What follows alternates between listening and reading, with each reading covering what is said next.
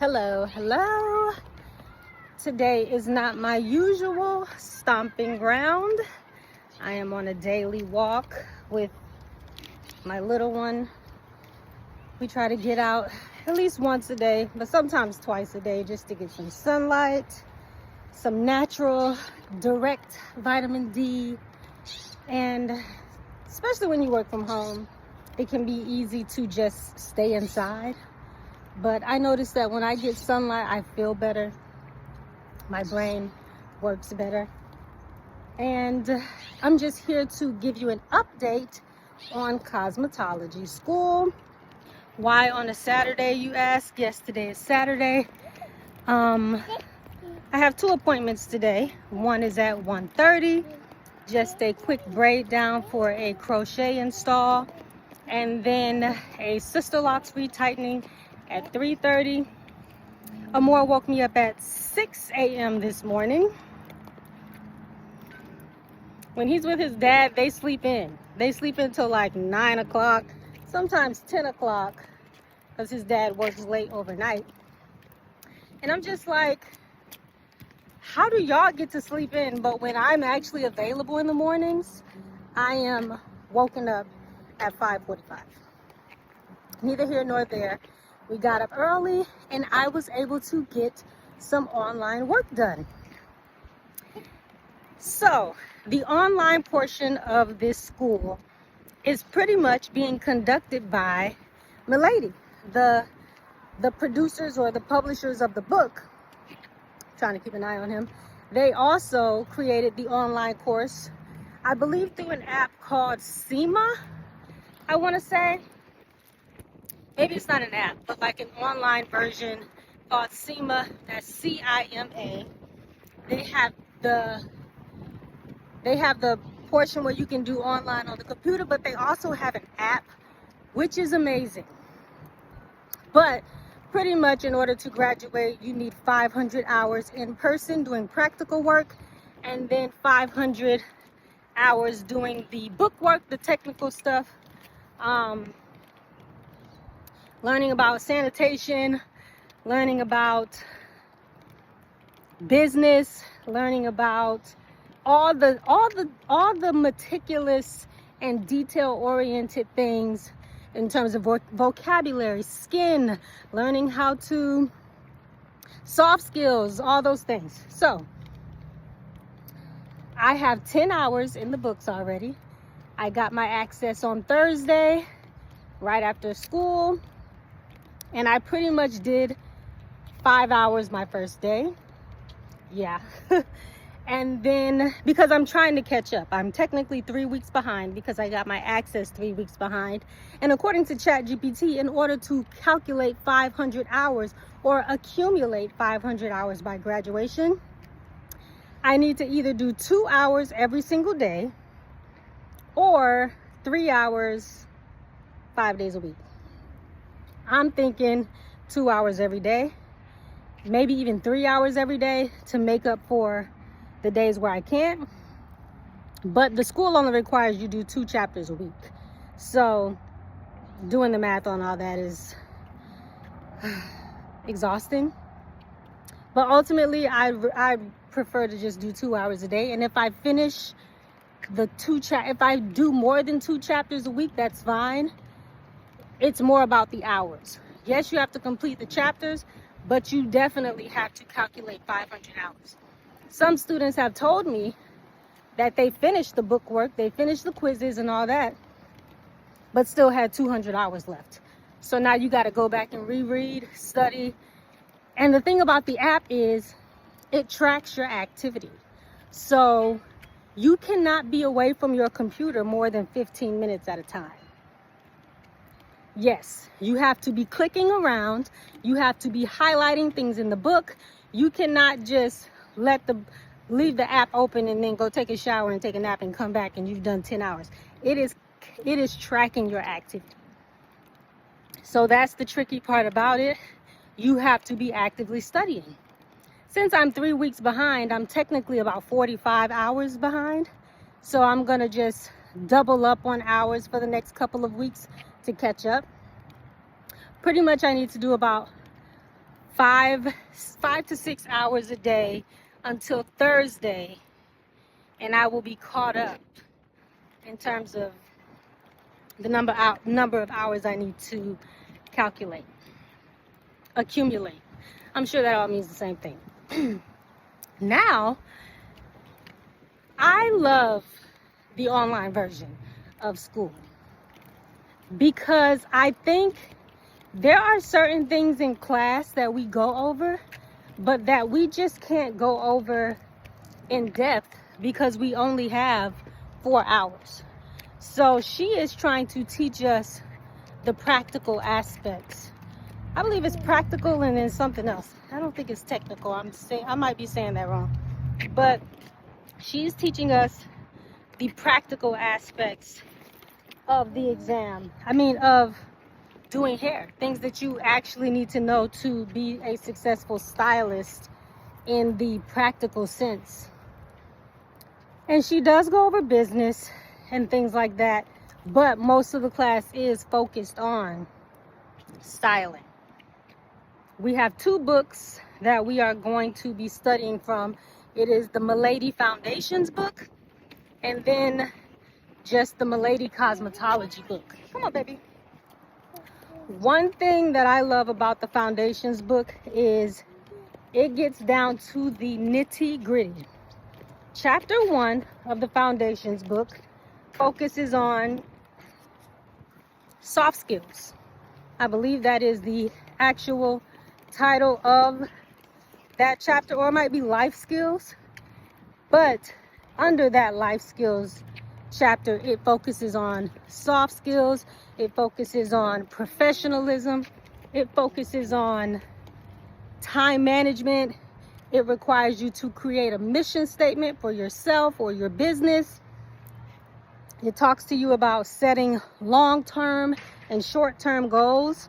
And even though that's something I feel like I always do, this book just forced me to be more specific about my business. For instance, I have a short-term goal to finish cosmetology school in 2026. Of course, that's just duh. I'm in cosmetology school, that's a goal. But then what next? Obviously, my next goal is I'm trying to do hair. I'm trying to do this. I'm trying to do that. I'm chasing this kid around. I'm trying to do silk presses. I'm trying to do color. I'm trying to cut. But how? How do I do that? How am I going to let the world know I'm done with cosmetology school? How am I going to promote to the world that this is a service I'm offering? How am I going to get better at that? Am I going to look up some specialty classes in cutting, in blowouts? What am I going to do? So having that category of the book helped me write those things down and put them on paper.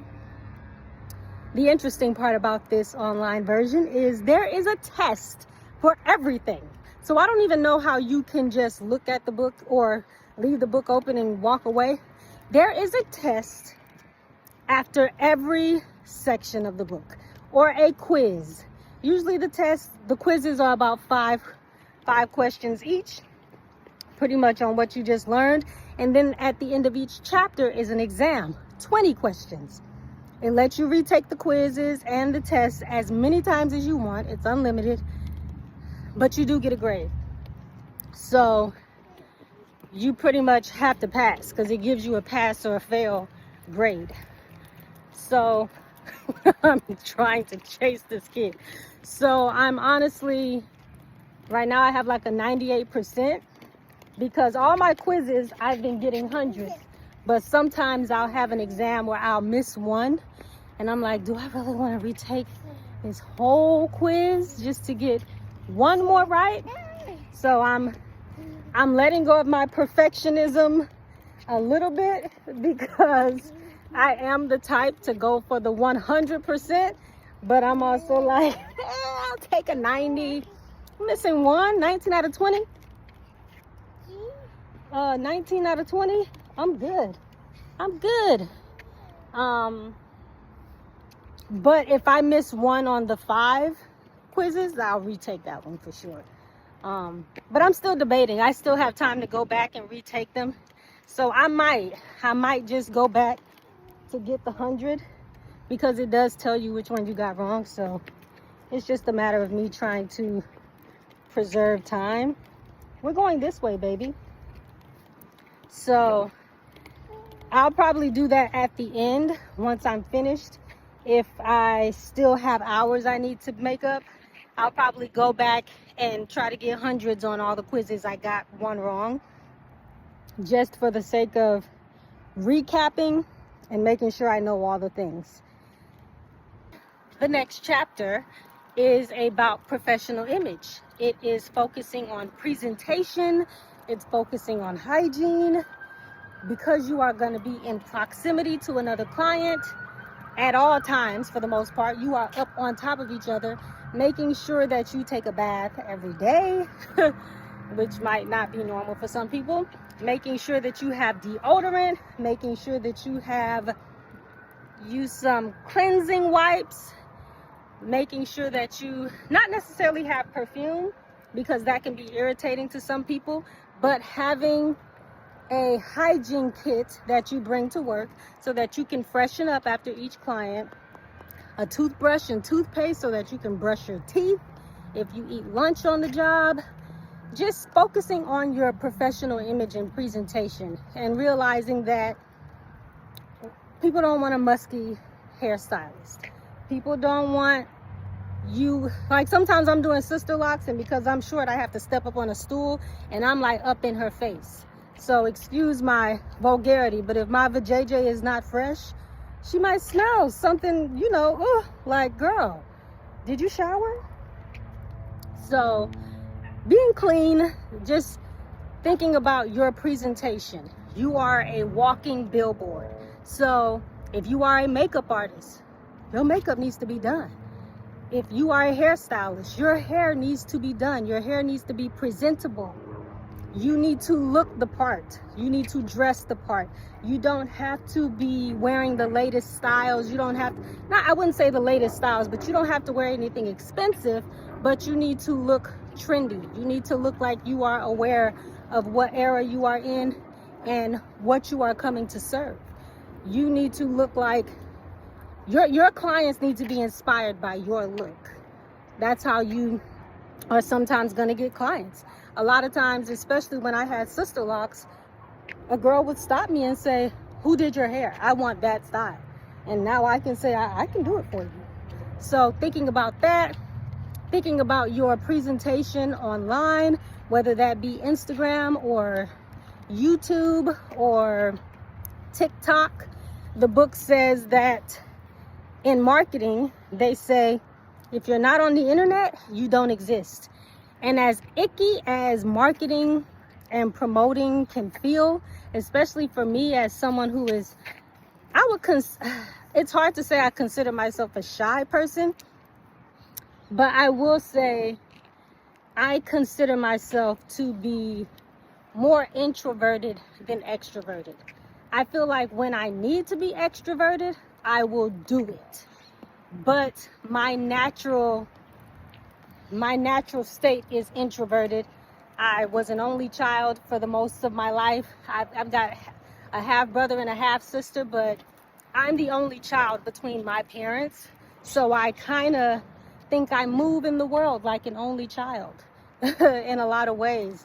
So I'm okay being alone. I'm okay with silence. I'm okay not talking. I'm okay not posting. So sometimes I have to remind myself to post, to put my information out there, to show my work, to do things like that. So it talks about just being ahead of the game and finding ways to create an online presence while still maintaining professionalism. It talks about not talking about personal things with your clients. Even though sometimes we do get personal, I do get personal with my clients from time to time, being careful with that. We're in a tumultuous time when it comes to politics. So some of my clients are on one side and some of my clients are on the other side. And how do I navigate those conversations? And when you are uncomfortable, finding a way to change the subject or change the conversation, and not letting your views get in the way of how you conduct business. Some people might say, oh, if you vote on this side, I'm not servicing you. But a client might say the same thing. If you believe this, I don't want you doing my hair. Are you gonna let that affect your business? Me personally, I am not. So when it comes to discussing certain things about politics or religion, I tend to err on the side of caution. I wouldn't say I mirror my clients per se to just agree with what they believe, but I always respect their sentiments, and I allow myself to be a venting space for them without feeling the need to share my opinion unless they ask for it. And usually, if they ask for my opinion, I try to give advice based on what I think, not that they want to hear, but what I think is going to be best for them and their situation and their lifestyle and their beliefs. So if you believe in this one thing, I'm not trying to convince you not to believe that. I probably more so try to teach you how to better communicate your beliefs with respect, with tact, and it also discusses he's here now. It also discusses not going back and forth on social media in the comments, not arguing with people. That happens a lot, where people just on the internet arguing.